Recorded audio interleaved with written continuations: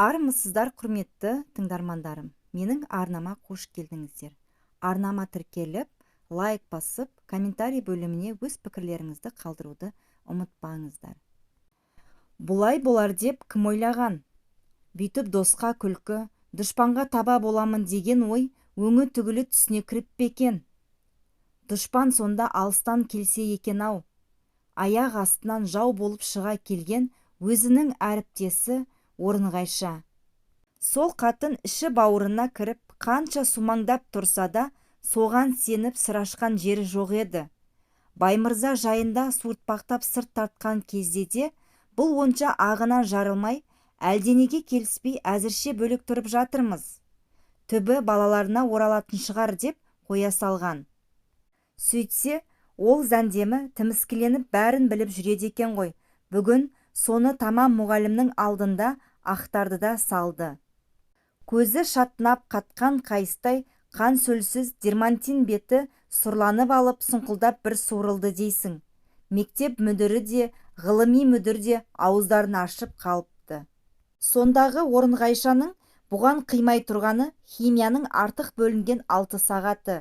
Жылда сабақ басталар алдында мектептерде сағат бөлісі дейтін науқан бар. Ол бұрында көкпарсыз ұрыс керісі өтпеуші еді. Биыл тіпті асқынып кетті. Қайтсын, мұғалімнің жалақысы тым төмен. Сағат көбейсе, қажақ-құжақ бірдеме қосылады ма дейді баяғы. Бисараның химия пәні бойынша жетекші мұғалім екенін есепке алды ма, әлде жалғыз бастылығын ескерді ме, ғылыми мүдір бұған 6 сағатты артық бөліпті. Орынғайшаның талағын тарс айырып, шабына шоқ түсірген сол сағаттар. Жарайды, ақшаның көзі ыстығақ болсын, бірақ оның мұғалім басымен соншама таусылатын жөні жоқ еді. Адам деген өзінің шама-шарқына қарамайды екен-ау. Орынғайша білімнің таяздығын, химияның қиын есептерін әке көкелеп жүріп, Бисараға шығартып алатынын лезде ұмытып кетті. Ғылыми мүдірдің ақпары аяқталар-аяқталмастан, менен сағатты артық алатындай, Байболованың аты бәйгеден келіп пе, әлде ақша соған ғана керек пе екен? Құдайға шүкір, біздің де табақтай дипломымыз бар. Қазір демократия, бармақ басты, көз қыстыға орын жоқ, деп шаптығып шыға келді. Ғылыми мүдір өзінше уәж келтіріп, Байболова химия пәнін жетік меңгерген жетекші мұғалім, оның үстіне жалғыз басты, деп бірдеңені бастап келе жатыр еді. Орынғайша орта жолдан тағы киіп кетті. Байболованы жалғыз басты деп кім айтты? Баймырза деген табыскер күйеуі бар. Ол баймен фиктивный ажырасып, бір бизнесмен қатынға прокатқа беріп отыр. Содан ай сайын ақша алып тұрады. Өтірік десе міне, көзі отыр ғой, айтсын, деп қандауырдай қадалып. Жаратылысынан ұрысқа икемі жоқ Бисара қапелімде не айтарын білмей абдырап қалды. Орынғайшаның сөзін өтірік дейін десе, оның қисынын тағы келтіре алмады. Сұрқия неме мұның осал жерінен бұлтаратпай дөп басып отыр. Ашу үстінде аузына жөнді сөз де түспепті. Орынғайша, өзің не деп сандалып отырсың? Сені білімсіз, салымсыз қоретіп жатқан мен ғой деп тұрсың ба? Сенің маскүнем байыңды прокатқа алмақ түгіл, майға орап берсең итте жемейді ғой? Соны да менен көресің бе? Күнің сол 6 сағатқа қарап тұрса, сені қалып мұратыңа жетші, депті бар болғаны. Бір абыройы, бұлардың сөзінен басқалар ештеңе түсінген жоқ. Байын прокатқа берді деген не пәле тағы да? Әйелдер ұрысқанда бір-біріне не айтпайды? Бұл да соның бір кері шығар деп ұйғарысқан. Орынғайшаның жайын жақсы білетін мектеп басшылары өз шешімдерін өзгерткен жоқ. Бөлінген сағаттар сол күйі қала берді. Сағаты бар болсын, Бисара сонан кейін бәрібір тыншыға алмады. Айтылған сөз атылған оқпен тең. Орынғайшаның шарқыштанып айтқан жаңағы сөзі өңменіне оқтай қадалып тұрып алды. Содан өз-өзіне келе алсашы, жиналыс біткенше зорға шыдап отырды да алды артына қарамай тұра жөнелді. Мектептен қалай шығып, троллейбусқа қалай мінгені, қалай түскені де есінде жоқ. Бір уақытта қараса, сүріне қабына үйіне жетіпті. Аулада велосипед теуіп жүрген Айбек бұған зулатып жетіп келді де, шешесінің өзіне көз қырын да салмағанына сәл таңданып тұрып, балаларға қайта қосылып кетті. Есікті биыл 6-шы сыныпқа баратын үлкен қызы Айсара ашты. Баланың ойында ештеңе жоқ, еркелей мойнына асылып, шолжаңдай сөйлеп жүр. Білесің бе, бүгін үйге кім келгенін? Жаңа ғана көкем келіп кетті, деді бұрымы селтеңдеген Айсара жайраң қағып. Саған ақша тастап кетті. Соны айтып, айнаның алдындағы қобдишадан бір аппақ конверт алып ұсынды. Сыртында Айсұлу фирмасының эмблемасы бар таныс конверт. Бисараны бір сәт долы ашу қысып, әлгі конвертті күлпарша етіп жыртқысы, аяққа салып таптағысы келген. Бірақ ұстаздық дағды қанына сіңген әйел қызының көзінше олай істей алмады. Баланың қолынан конвертті алды да ләм деместен ішке өтіп кетті. Мама, мен далаға кеттім, деді манадан бері үйде әрең шыдап отырған Айсара.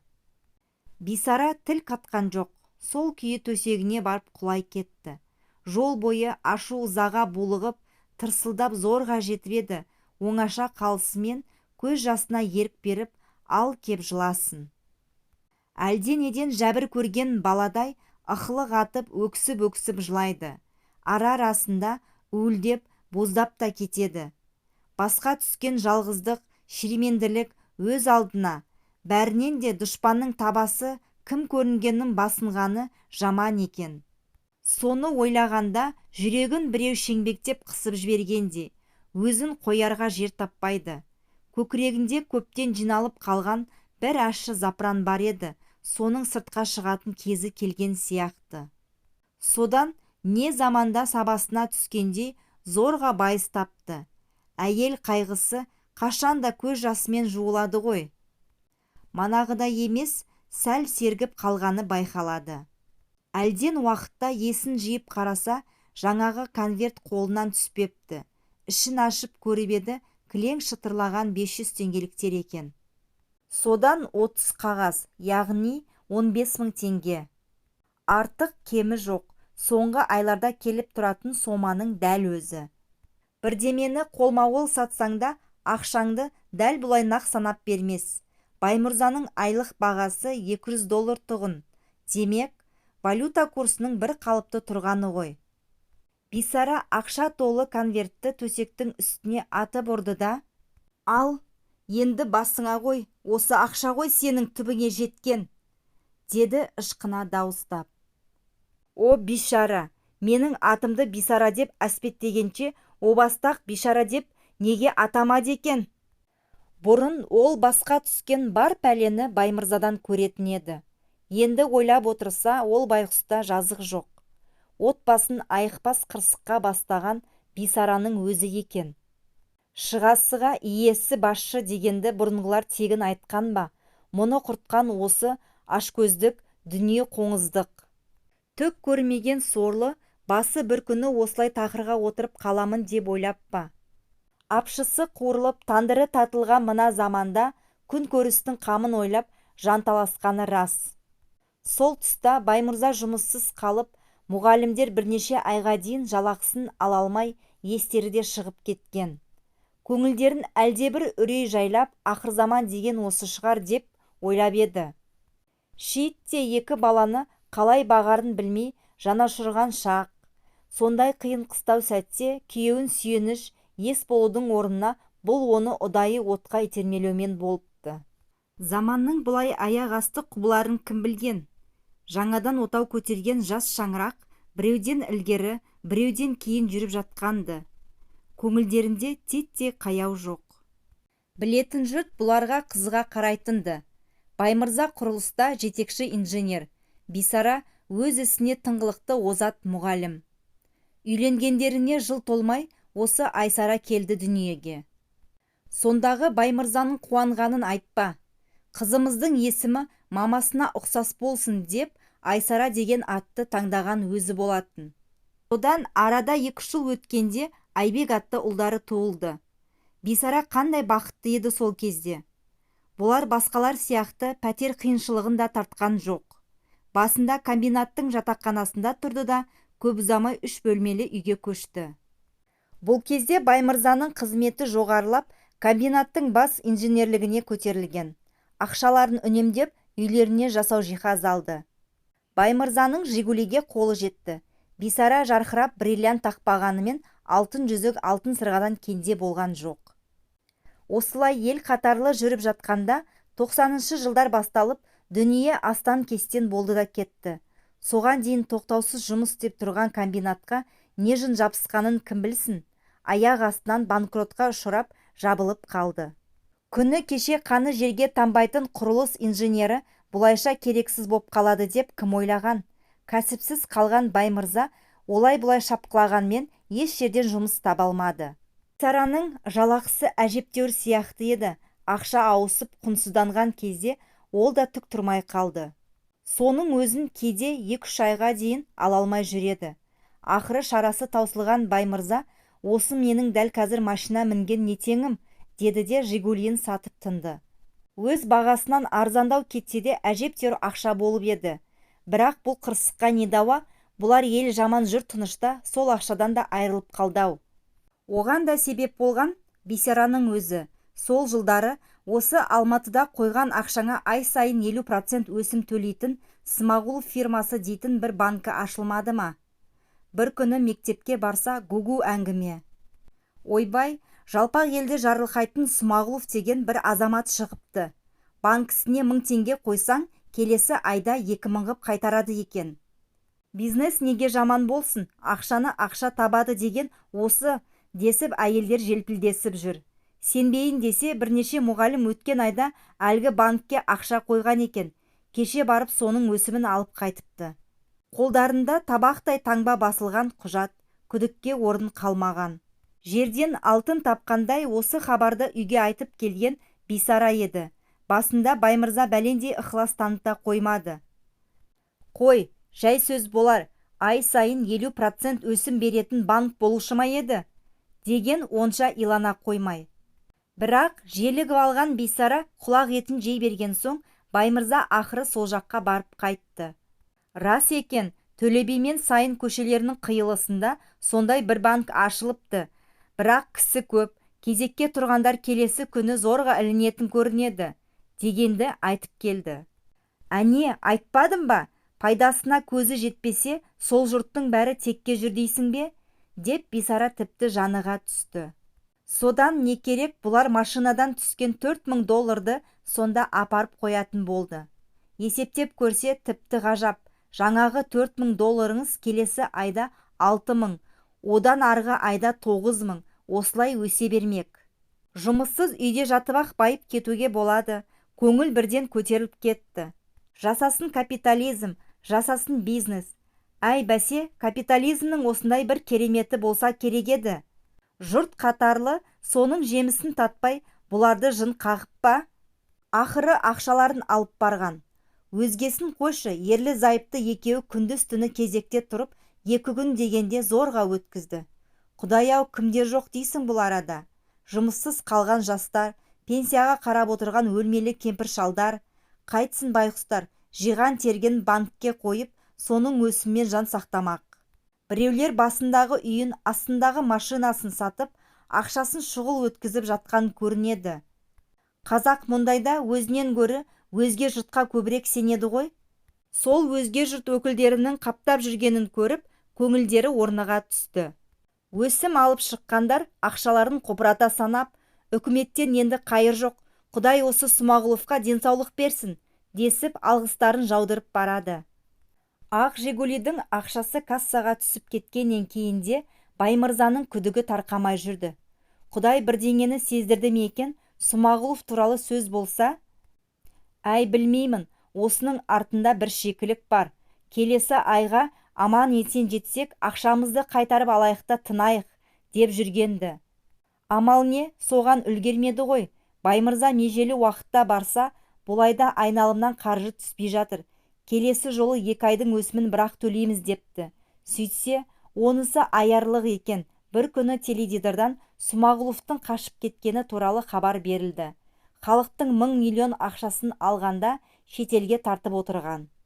Қайғылы хабарды естігенде Бисараның жүрегі тоқтап қала жаздады. Көз жасына ие бола алмай ағыл-тегіл жылағаны есінде. Тәңірім-ау, сонда үкімет қайда қараған?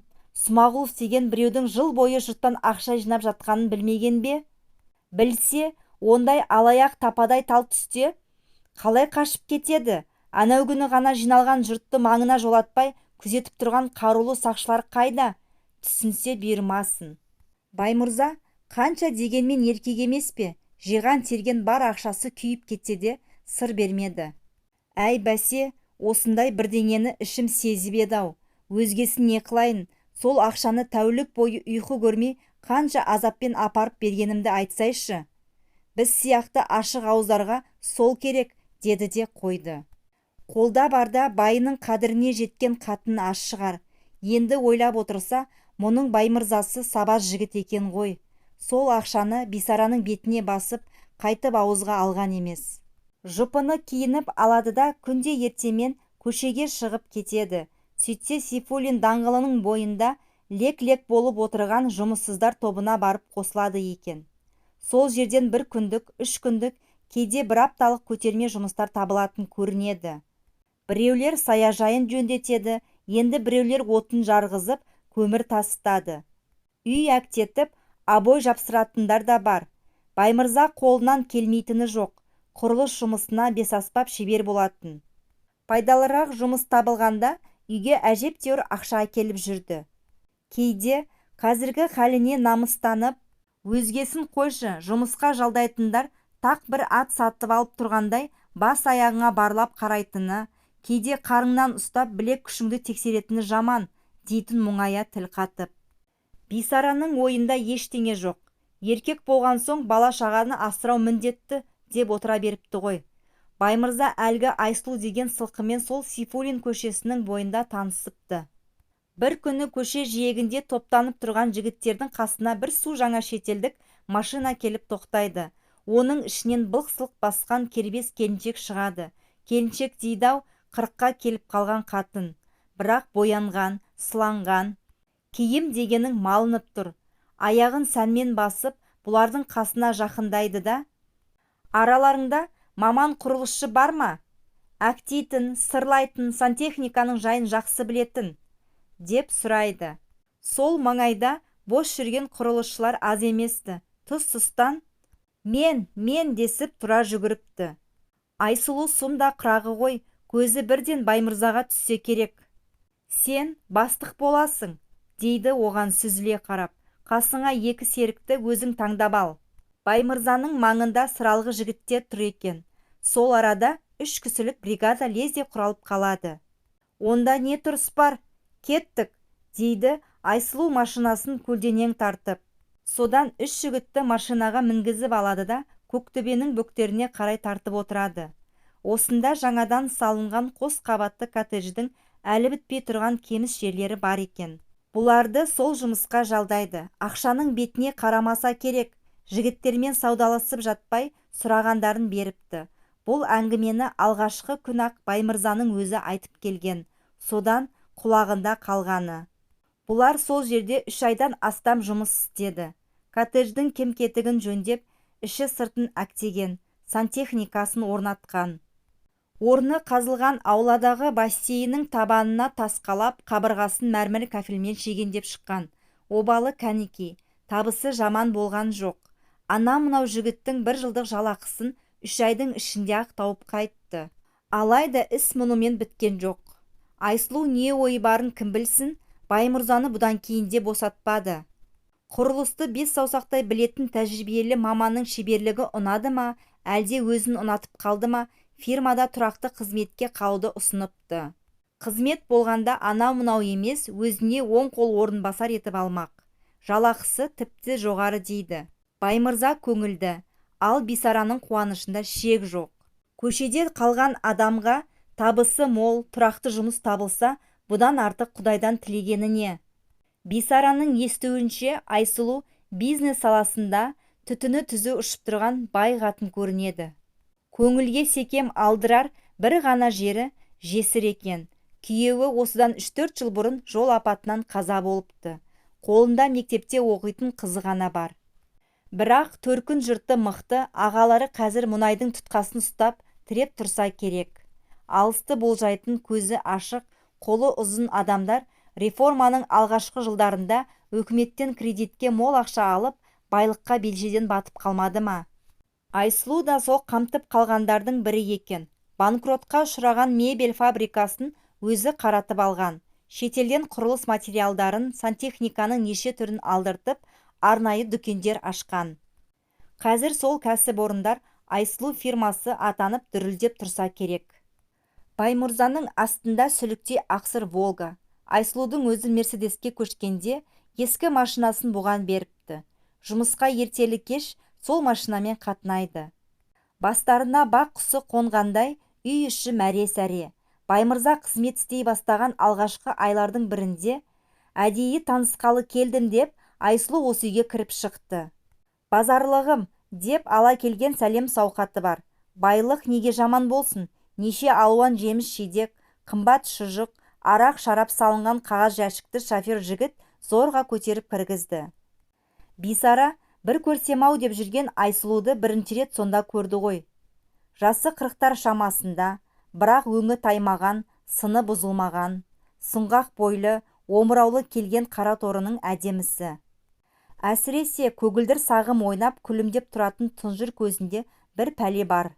Үстіндегі қымбат бағалы киімдері мен жақұт көзді сақина сырғалары да оның кім екенін әйгілеп тұрғандай. Мінезі тым ашық екен. Бисараны билеп төстеп лезде үйіріп әкетті. Әнтек бейпіл ауыздау ма қалай? Сен қатын, өзің қызғаншақ емессің бе? Деді бір мезгілде мұның бүйірінен нұқып қалып. Үстелде шай жасап жатқан Бисара сасқанынан, жоға, депті ғой аузына басқа сөз түспей. Оның жақсы екен, кең болсаң кем болмайсың. Көңіл сыйса бұл күнде екі қатынға бір бай былай жетеді. Деп Айсұлу қолының қырымен тамағын бір шалып өтті. Шыны қайсы, қалжыңы қайсы айыру қиын еді. Бисара бір күнде болса, күні қарап тұрған қожайын әйелге не десін? Оның әдепке жатпайтын ойпыл-тойпыл сөздерін елемей, жылы шыраймен шығарып салды. Айсұлу Көктөбедегі жаңа үйіне көшкенде жұрт қатарлы бұларды да қоныс тойына шақырған. Бұрын естігені болмаса, коттедж дегенді кім көріпті? Бисараның таңданғаннан аузы ашылып қалды. Ою өрнекті террас лоджиялар, жарқыраған паркет, жез тұтқалы емен есіктер. Шетелден әкелген мебель жиһаздар қандай? Көздің жауын алып, жарқ-жұрқ еткен қымбат люстраларды айтсайшы. Ал бөлмелерді бірден еске сақтап, санап шығу мүмкін емес. Асты үстін қосып есептегенде, әй 7-8 бөлме бар шығарау. Қонаққа келген 40-50 адам бірінші қабаттағы кең залдың жұмырына жұқта болған жоқ. Ауланың бір шетінде сауна, дәл ортада салқын сабат есіп тұрған айнакөл бассейн. Тәңірім-ай, бұрын Бисарада үйім бар деп жүріпті-ау. Мынаның қасында ол үй ме екен, жай жатақхана секілді бірдеңе. Қоныс тойына Айсұлудың бизнесмен достары кілең ығаймен сығай жиналыпты. Әкеліп жатқан сый-сияпатта есеп жоқ. Шетелдік қымбат кілемдер, түрлі түсті теледидар, жапон магнитофоны дейсіз бе үйіліп қалды. Сыйлық алуға үлгермей қалдық деп конверт ұсынып жатқандар да аз емес. Баймырза бағасы әжептеуір болса да шыдап, Алатаудың ақбас шындары бейнеленген үлкен полотно апарып еді. Онысы ешкімді қайталамайтындай бір шама тәуір сыйлық болып шықты. Бұлар бұдан кейінде араласып тұрды. Жаз айларында балаларды да алып барып бассейнге түсіп, бой жасып қайтатынды. Әйтсе де, Бисараның көңілінен бір қорқыныш кетпей-ақ қойды. Баймырза бейне цирктегі аспалы арқанға өрмелеп, бір қатерлі ойын көрсетіп жүргенде, бір күні содан үзіліп түсетіндей. Кейінгі кезде Айсұлу екеуі жұмыс бабымен Түркия, Қытай, Ресей асып кететін болды. Сол жақта айлап, апталап бөгеліп те қалады. Сондай кезде үйде қалған Бисараның жаны шырқырайды. Шетелдік әсем қала, сәнді қонақ үй, оңаша бөлмелер. Анау-мынауды құтқармайтындай Айсұлудай әйел бірге жүрген қарауындағы жігітті аман қояды дегенге кім сенеді? Бірақ соған көлденең тұрар амал қайсы? Байыңды бір мекемеге байлап қойып, жіптің ұшынан ұстап отыратын баяғы заман жоқ. Адам басқа түссе бәріне де көнеді екен ғой. Бірте-бірте жаңа жағдайға Бисараның еті де үйрене бастады. Мұндайда Баймырзаны ақтайтын әлдебір қисындар тауып, тәйірі еркектің күші бір таң асса, қайта қалпына келетін аттың тері секілді нәрсе емес пе? Ту, байталдай тұл жесірді Баймырзадан аяйын ба? Қайта сол есірген қаттының кеудесіне шығып, есесіне бір қайырсыншы, деп өзін-өзі жұбататын болды. Осыған өзін сендіргісі-ақ келеді, бірақ ішкі дүниесі ит жыртқандай алау-далау. Күйеуінен Айсұлудың жайын сұрайын деп талай оқталса да, жүрегі құрғыр дауаламайды. Сұраса бір сұмдықтың беті ашылатындай көрінеді. Одан гөрі осылай ештеңе сезбеген, білмеген болып жүре тұрғаны жақсы сияқты. Сұрайтында не бар? Онсыз да бәрі белгілі емес пе? Бисараны 2 күн көрмесе, өліп-өшіп тұратын баяғы Баймырза жоқ. Ана құйымыр қатыннан не артылар дейсің? Қолына түскен соң біреудің байын аясын ба, сүліктей сорып, қақтап жіберетіні көрініп тұр. Ақыры Баймырза әр нәнені сылтауратып, үйде қонбай қалатын әдет тапты. Қанша төзімді жан себіл болғанымен, Бисарада пенде ғой бір күні тарс етіп жарылды. Көптен көкірекке байланған шер-шеменді көз жасымен ағызып отырып, Айсұлу жайындағы бар күмәнін ақтарып салды. Өзінше Баймырза қазір ақталар, әлдебір сылтаулар айтып шырылдайтын шығар деп ойлаған. Бір ғажабы, күйеуі соның бірінде істеген жоқ. Кінәсін бірден мойнына алғандай. Ал сеніңше не істеуім керек еді? Деді мұның өзіне қарсы сұрақ қойып. Ол қатын менің біліміме, қабілетіме қызығып жүр дейсің бе? Қазір тас лақтырсаң жұмыссыз жүрген инженерге тиеді. Әлде соның бәрін тастап, сенің бетіңе қарап отырайын ба? Мұндай қарсы шабуылды күтпеген Бисара не айтарын білмей абыржып қалды. Ежелгі сарынмен отбасының бүтіндігі, адалдық, махаббат жайында сөз бастап келе жатыр еді, ашулы Баймырза орта жолдан тағы киіп кетті. Махаббатшылын, деді кімді кекетіп отырғаны белгісіз. Адыра қалған қайдағы махаббат бұл заманда? Ең алдымен өлместің қамын, күнкөрісті ойлау керек. Қазір жап-жас әйелдер шиеттей балаларын асырау үшін тәнін сатып жүр. Сен соны білесің бе? Солар желік қуғаннан істеп жүрме сол кәсіпті. Бұл күнде махаббат та бизнестің бір түріне айналған. Өйткен бизнесің бар болсын, деді Бисара дүниеден түңілгенде. Сонда не, мен енді байымды жалдап күн көруім керек пе? Басқа қандай амал бар? Біреу күшін, біреу өнерін, біреу тағы бірдеңесін сатып жанбаққан заман. Менің қолымда дәл қазір жастық көркімнен басқа кәдеге жарайтын не бар? Бисара қарсы ештеңе айта алмай, іштен тына күрсінді. Бар қолынан келгені көз жасына ерік берген, бірақ Баймырза мұны жұбатып та жатпады. Түйілген беті үйден шығып кетті де, содан 2-3 күн бойы төбесін көрсетпей қойды. Бүйтіп кінәласқаны бар болсын, бұдан гөрі бұрынғы бітеу жараның өзі жақсы екен. 4-ші күні Баймырзаның орнына Айсұлудың өзі келіпті. Күн жексенбі, балалар далада ойынға алданып, үйде Бисараның өзі ғана отырған. Үйге еркінде кірген Айсұлу баяғы ерке шолжаң мінезіне басты. Әй, не болды?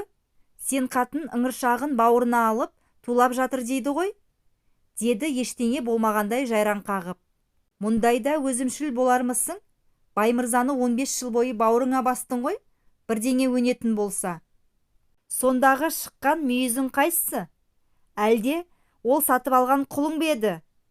Қазір адамдар құлдықтан құтылды емес пе? Еркіндік, демократия. Баймырза салт басты біреу емес. Әйелі 2 баласы бар, үйлі баранды адам ғой. Біреудің отбасын бүлдіруге қалай дәтің барады? Деді Бисара жыларман болып. Иә, не бүлініп қалды?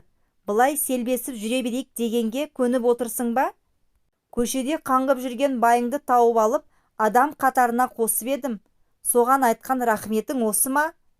Сен сірә бәрін сатып алуға болады деп ойлайтын шығарсың. Ақшаға сатылмайтында дүниелер бар, деді Бисара да беріспей.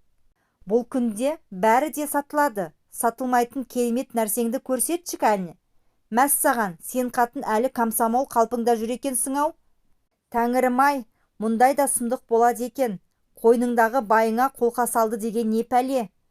Байыңды бөліскің келмесе, маған басы бүтін өткізесің, деді Айсұлу бұған күле қарап. Босқа емес әрине, Баймырзаның қызметі, жалақысы өз алдына саған айына $200 пенсия тағайындаймын. Білесің ғой, ол аз ақша емес, мұғалімнің 4 айлық жалақысы.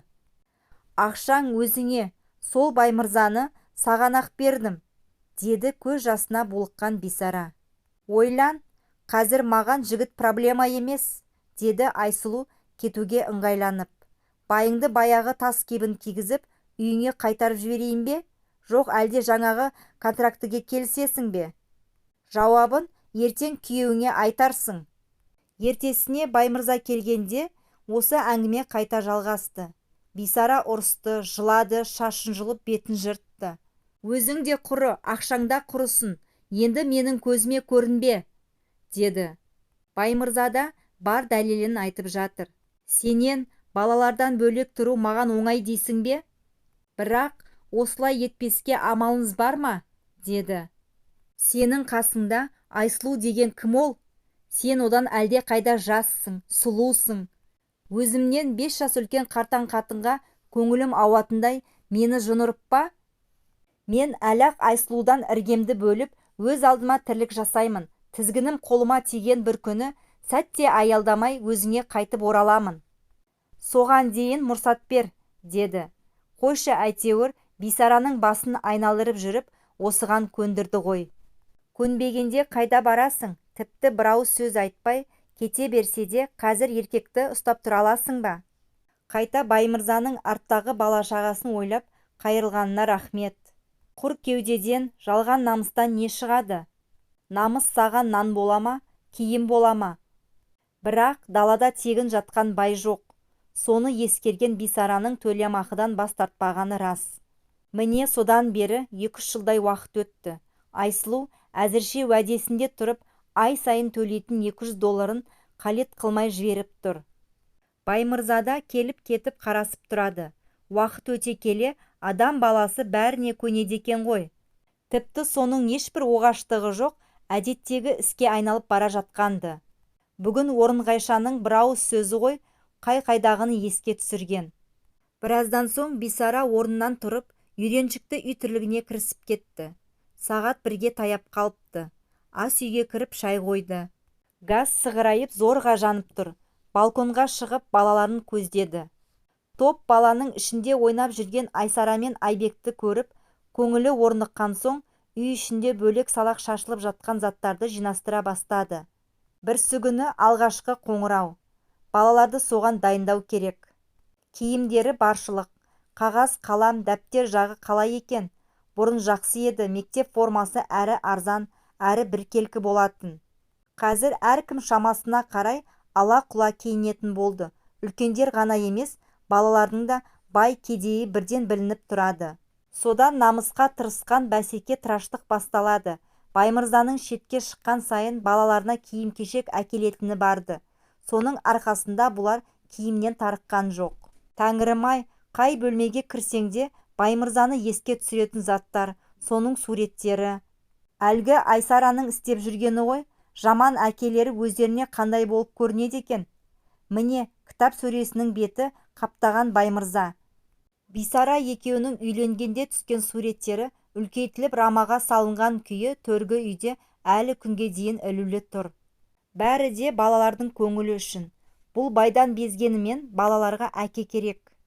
Айсараға ескіріп қалды ғой, іштей бәрін сезеді, артық сұрақ та қойып жатпайды. Ал биыл 3-ші сыныпқа баратын Айбек әлі ештеңе түсіне алмай жүр. Кейде өзінен өзі отырып, «Мама, осы біздің көкеміз жұрттың папалары сияқты неге бірге тұрмайды? Анда-санда бір келіп, неге басқа жаққа кетіп қалады?» деп сұрайтыны бар. Балаға не деп түсіндіресің? Сенің көкеңнің қызметі тым ауыр болып жүрген жоқ па? Дейді Бисара. 12 күндіз түні бірдей істейтін сондай мазасыз жұмыс. Келісім шарты біткен соң бірақ қайтады. Айбек әзірше осы сөзді малданып жүр. Ауылдағы туыстарға да солай деп қойған. Баймырза командировкада.